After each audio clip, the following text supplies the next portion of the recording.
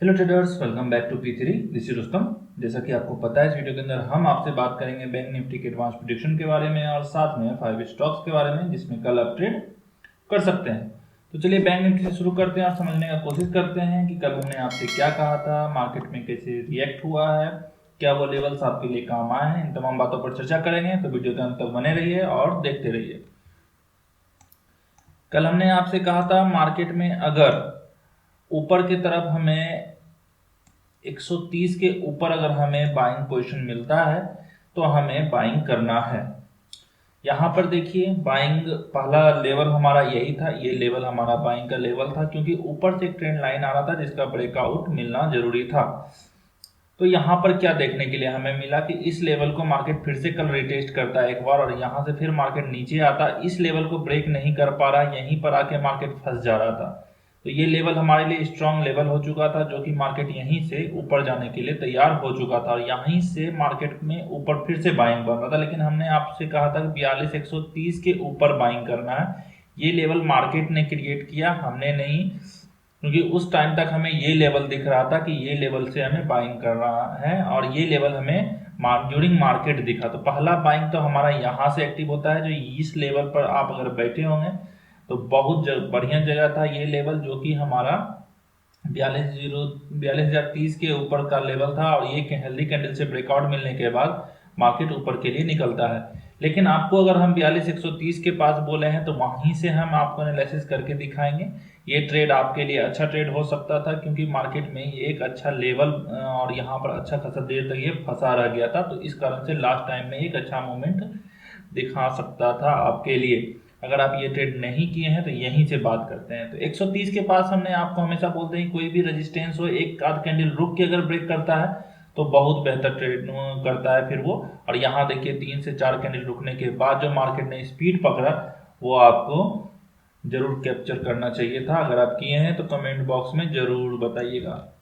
तो यहाँ पर समझने का कोशिश करेंगे। ऊपर का लेवल हमने आपको दिया है 42,600 और 700 का लेवल, जो कि हमें कल अचीव नहीं हो पाया क्योंकि मार्केट इसी लेवल से लौट गया है और ये मार्केट ऊपर जाने के बाद यहाँ रिटेस्ट करने के लिए आया है। बेसिकली इसे रिटेस्ट कहते हैं। अगर मार्केट कल इस लेवल को यहाँ से रिटेस्ट मानता है तो यहीं से एक बुलिश कैंडल बनाएगा और आपको रिवर्सल कैंडल पे ट्रेड मिल सकता है यहाँ से रिवर्सल कैंडल पे। लेकिन ये भी हो सकता है कि यहाँ से ये एक डबल टॉप पैटर्न बना रहा हो और यहीं से मार्केट नीचे भी गिरा दे। दोनों कंडीशन यहाँ पे अप्लाई हो सकते हैं, तो ड्यूरिंग मार्केट हम समझने का कोशिश करेंगे। अब हमारे लिए ये लेवल इंपॉर्टेंट हो गया है, अब हम इसके नीचे बाइंग पोजीशन इसी कारण से नहीं कर सकते कि हो सकता है मार्केट ये फेक ब्रेकआउट देके फिर नीचे आ गया हो कल के डेट में, तो फिर क्या होगा। तो इसलिए हम कंफर्मेशन के साथ ट्रेड करेंगे और वो कंफर्मेशन हमें देगा 42,450 के ऊपर। जैसे ही कल का हाई के ऊपर एक कैंडल 5 मिनट का कैंडल क्लोज करेगा, हम बाइंग पोजीशन बनाएंगे। पहला टारगेट हमारा होगा 42,600 और सेकंड टारगेट 42,700। उसके बाद अगर उसी फ्लो में मार्केट निकलता चला गया तो हम बने रहेंगे, नहीं तो हम बाहर निकल जाएंगे। अब यहाँ पर समझने वाली बातें क्या क्या है, तो यहाँ पर एक लेवल आपको दिख रहा होगा, ये सपोर्ट वाला जो लेवल है ये कंटिन्यूसली इस लाइन पे सपोर्ट ले रहा है। तो हो सकता है कल यहाँ से भी बाउंस बैक मिल जाए क्योंकि मार्केट में एक अच्छा खासा रेजिस्टेंस टूटा है। यहाँ से आपको दिख रहा होगा अच्छा खासा रेजिस्टेंस जो टूटा था, वो ये रेजिस्टेंस था जिसमें मल्टीपल टाइम रेजिस्टेंस हो चुका था। हम आपको हमेशा बोलते हैं किसी भी ट्रेंड लाइन पे अगर बार बार वो टिक कर रहा है तो इसका मतलब उसे वो कमजोर करने का कोशिश कर रहा है। टूटने का बहुत सही जगह था और ये हो सकता है इसी जगह कहीं कॉम्बिनेशन ले, इस जगह पे आसपास 42,130 के आसपास, क्योंकि यहीं पर एक हॉरिजॉन्टल लाइन भी आएगा और यहीं पर नीचे से एक ट्रेंड लाइन भी आएगा। तो कल यहाँ से अगर बाइंग पोजीशन बनता है, कोई रिवर्सल साइन मिलेगा तो हम यहाँ से जरूर बाइंग करने का कोशिश करेंगे। तो ये हो सकता है, पॉसिबल है कि यहाँ पर ये रिटेस्ट करने के लिए आए, तो इसी लाइन को एक्सटेंड कीजिएगा और इसी लाइन को वापस यहाँ से ट्रेंड लाइन पर सपोर्ट देखने के लिए हमें मिल सकता है। माइनर सा सपोर्ट ट्रेंड लाइन है लेकिन 3 टाइम टच हो चुका है। तो यहाँ अगर हॉरिजॉन्टल लाइन भी आता है, ये ट्रेंड लाइन भी आता है, तो मल्टीपल कंफर्मेशन के साथ आप इस ट्रेड में बैठ सकते हैं। अगर आप सेलिंग का बात करते हैं हम आपसे, तो सेलिंग 42,000 के नीचे ही बनेगा। अब ये जो रेंज है इस रेंज को ड्रॉ कर लीजिए अच्छे तरीके से और इसी रेंज के नीचे हम यहाँ से सेल पोजीशन बनाने वाले हैं। तब तक नहीं बनाएंगे जब तक इस रेंज के नीचे मार्केट नहीं आ जाता है, क्योंकि यहाँ पर मल्टीपल टाइम यहाँ पर एक समझ लीजिए कि वो वाला कहानी हो गया था, यहाँ पे ऊपर नीचे वाला।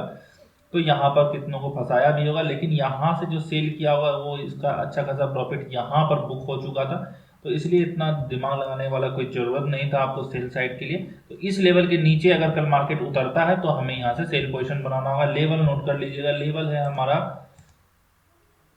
हमारा 900 का लेवल है। 900 अगर ब्रेक कर जाता है तो ही हम यहाँ से ट्रेड बनाएंगे, और टारगेट हमारा 750 का होगा पहला।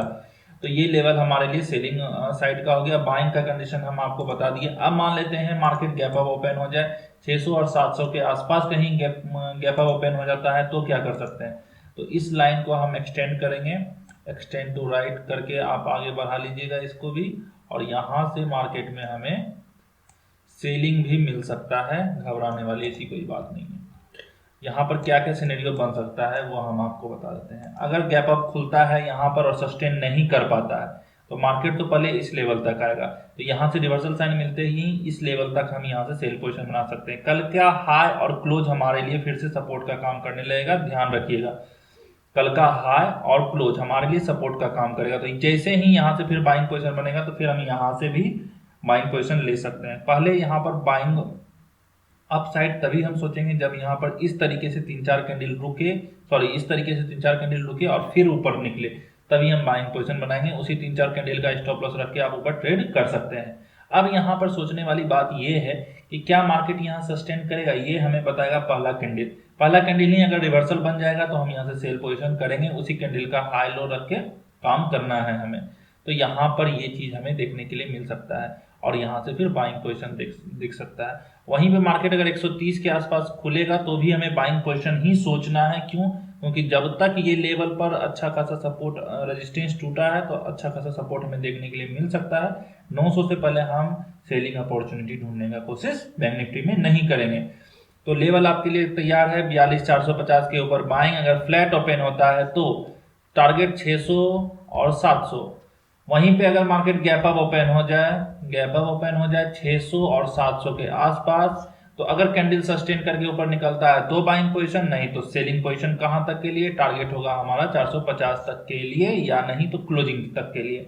कल का क्लोजिंग हमारे लिए क्या होगा? सपोर्ट हो जाएगा तब, लेकिन यही हमारे लिए रेजिस्टेंस कब काम करेगा? जब फ्लैट ओपन होकर ऊपर के लिए निकलेगा।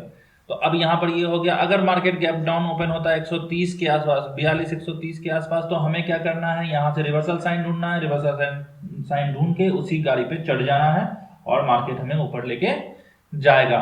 वहीं पे मार्केट अगर 900 के ऊपर 900 के नीचे अगर उतरता है तो हमें यहाँ से सेल अपॉर्चुनिटी बनाना है। तो ये लेवल हो गया हमारा बैंक निफ्टी का।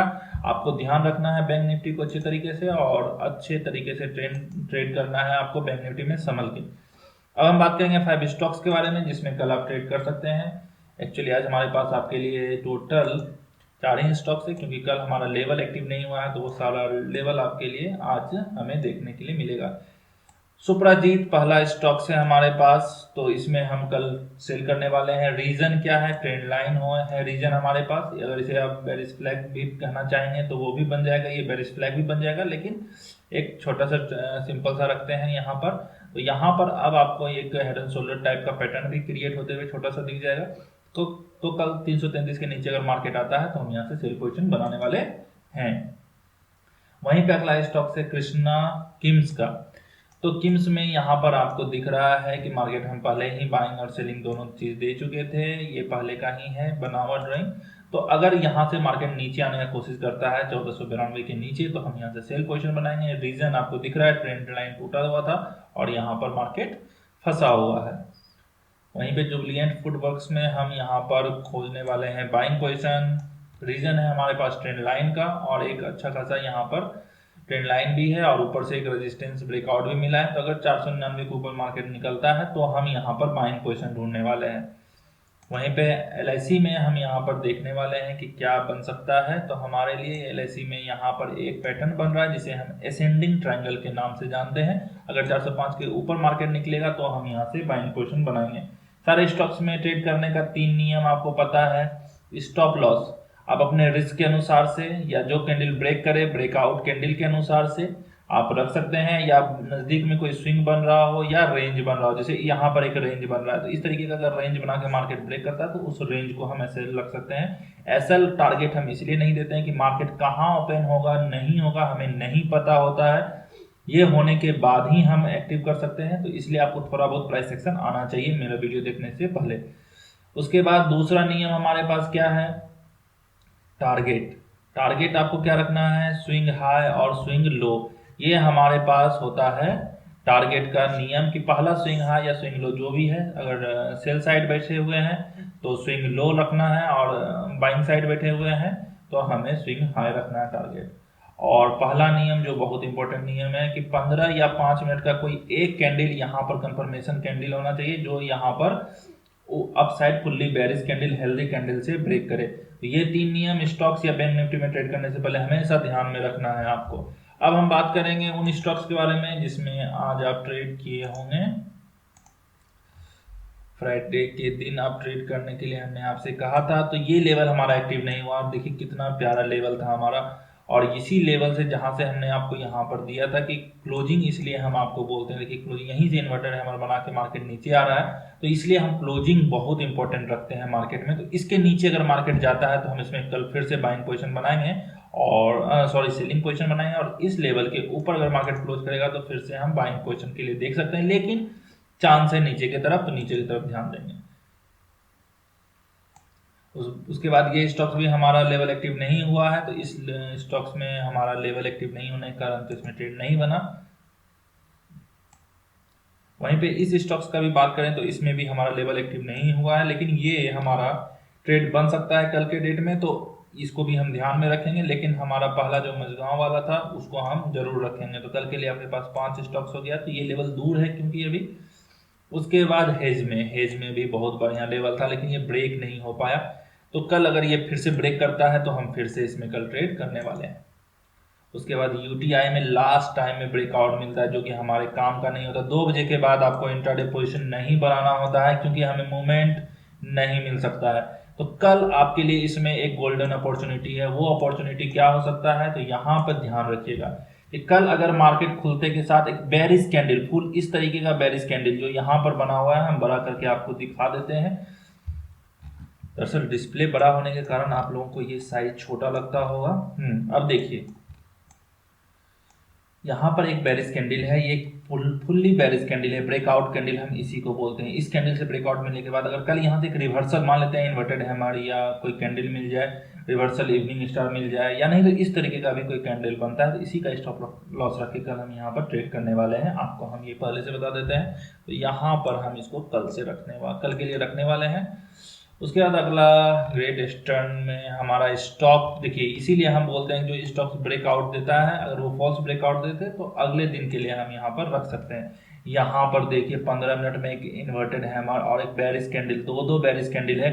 इन सबको ये हमें पता है कि यहाँ पर ब्रेकआउट मिल चुका है, मार्केट इसी ट्रेंड लाइन को रिटेस्ट कर रहा था और यहीं से हमें फिर से सेलिंग पोजीशन बनता है। और स्टॉप लॉस देखिए कितना छोटा सा, और टारगेट देखिए। तो ये चीज आपको ढूंढना पड़ेगा मार्केट में, और इसके लिए सीखना पड़ेगा आपको कंप्लीट प्राइस एक्शन। बिना सीखे आप इसमें इस तरीके का ट्रेड नहीं कर सकते हैं, इसलिए हम आपसे बोलते हैं कि ऐसे स्टॉक्स में बने रहिए। कार्बोरंडम में हमें कल यहाँ पर ब्रेकआउट देखने के लिए मिला है, और ब्रेकआउट देखने के से पहले यहाँ पर हमें 3 बेरिश कैंडल मिल चुका था, और जिसका स्टॉप लॉस रख के हम ट्रेड कर सकते थे। लेकिन हमें हमेशा पसंद होता है ब्रेकआउट ट्रेडिंग। तो यहाँ पर देखिए बेरिश कैंडल से ब्रेकआउट मिलने के बाद ये स्टॉप लॉस हमारा लेके ये चला गया, और कल यहाँ से फिर हमारा अगर कोई बेरिश कैंडल बनेगा और इस लेवल को ब्रेक नहीं करे, इसी रेंज में ओपन होकर एक बेरिश कैंडल दे दे और इसे नीचे चला जाए, तो हम यहाँ से सेल पोजीशन बना सकते हैं। तो ये आपके ध्यान में होना चाहिए कि किस तरीके से मार्केट में एक्ट करना है, तो इस तरीके से आप यहाँ पर ट्रेड कर सकते थे। तो आई होप कि आपको ये सारी बातें समझ में आई होगी, कुछ सीखने के लिए जरूर आपको मिला होगा। तो अगर वीडियो अच्छा लगा हो तो वीडियो को लाइक कर दीजिएगा, चैनल को सब्सक्राइब कर दीजिएगा और बेल आइकन दबाना मत भूलिएगा। मिलते हैं अगले वीडियो में।